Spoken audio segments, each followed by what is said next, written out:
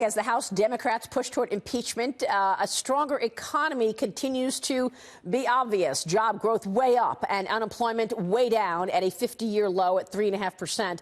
266,000 new jobs created in the month of November. Former White House Chief Strategist Steve Bannon joins me right now to look at the numbers. Steve, great to have you. Thanks for having me. So what do you think? I mean, are people seeing through this impeachment situation, or are they looking at these jobs numbers and saying, well, it doesn't matter, we still want this impeachment to I was here a couple of weeks ago, right before Thanksgiving. Yes, you were. And talked about people around the table talking about this impeachment versus getting on with the people's business. I think you've seen in Leader McCarthy's numbers that there's starting to be a big shift back to the president against impeachment. Now, for the next 2 weeks, as you've had guests on, this is going to be a circus. They've got to try to cram in articles of impeachment and a full vote by Saturday, 2 weeks from now.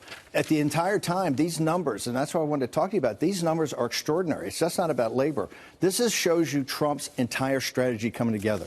The tax cuts, the tariffs. It talks about deregulation. Legislation in regulation is also. He promised he would get rid of 2 regulations for every one. He's gotten rid of 8 for every one. And you see this in now consumer confidence in the University of Michigan study. You see it among the entrepreneurs, 60% approval by small business. Every aspect, and energy dominance, every aspect of the Trump strategy is coming together to show an economy that's literally on fire. So people over the next 2 weeks are going to see all news, like all the Sunday shows, everything's going to be about impeachment, impeachment, impeachment.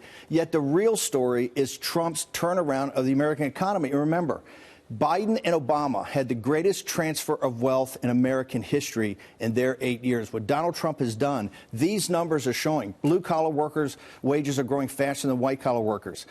Workers versus growing faster than management. Non-college graduates faster than college graduates. He's delivering for working-class people like he said he would. Yeah. Of course, this is populism that works. He's making a statement. I'm taking action, and you're seeing it in the economy. You're seeing it in your personal life. The Democrats, his city on the hill, which is America, is growing and robust and confident.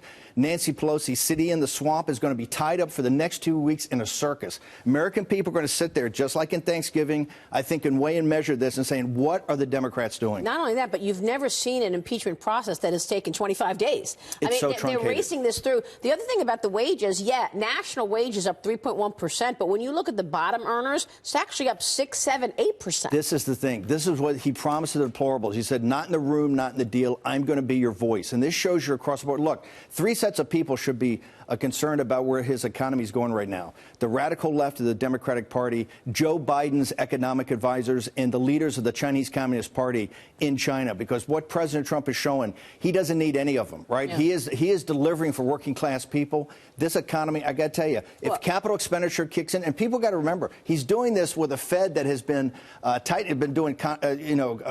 been tightening on the balance sheet. Yeah. So he's doing this in front of big headwinds from the Fed. So quantitative tightening has been huge in his administration. They were here recently. They took about $1 trillion of liquidity out of the market. He could have had 3.5% growth. This shows you what his strategy is coming together, and it's hitting. Like 30 seconds left. Just assess the field for us, because Bloomberg is now in. You call that, obviously. Hillary Clinton, you saw the Howard Stern thing. Hillary Clinton is waiting for her shot to come in and say, I'm going to save the Democratic Party.